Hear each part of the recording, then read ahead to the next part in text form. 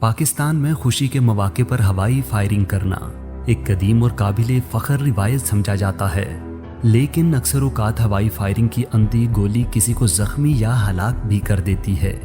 क्या आपने कभी सोचा हवाई फायरिंग से निकलने वाली गोली वापस ज़मीन पर आकर हलाकत का कैसे बाइस बनती है? अगर आप गन ऊपर करके फायर करते हैं तो निकलने वाली गोली हवा में 2 मील तक ऊपर जा सकती है। इसके बाद वो गोली वापस नीचे ज़मीन की जानिब गिरना शुरू हो जाती है। यही वो मौका होता है जब तबाहकारी का असल आगाज होता है। गोली की रफ्तार अपनी हद बुलंदी पर पहुंचकर 0 मील फी घंटा हो जाती है, मगर जब ये वापस ज़मीन की जानिब आने लगती है तो कशिशे सकल इसकी रफ्तार में इजाफा करती चली जाती है।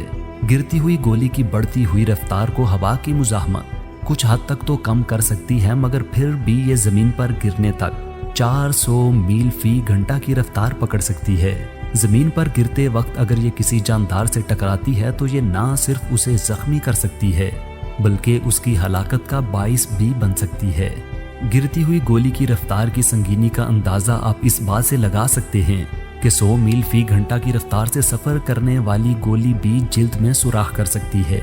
ऐसे में अगर ये रफ्तार 400 मील फी घंटा तक पहुंच जाती है तो यकीनन इसकी हलाकत खेजी कई गुना बढ़ जाएगी। यही वजह है कि हर साल हवाई फायरिंग के नतीजे में इन आवारा गोलियों के टकराने से दर्जनों अफराद हलाक हो जाते हैं।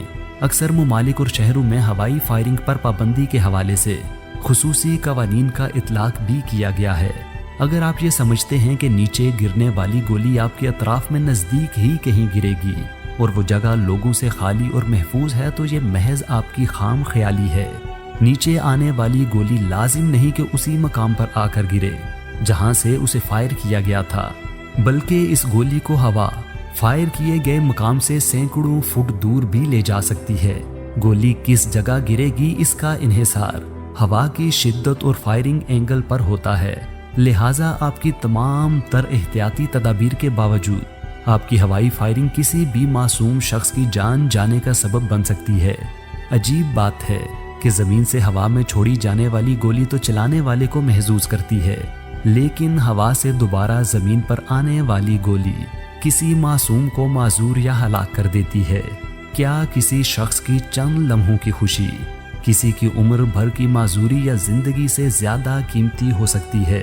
अगर नहीं तो बिला मकसद महज तफरीह तबाह के लिए हवाई फायरिंग से खुद भी गुरेज करें और अपने दोस्त अहबाब को भी गुरेज करने का मशवरा दें।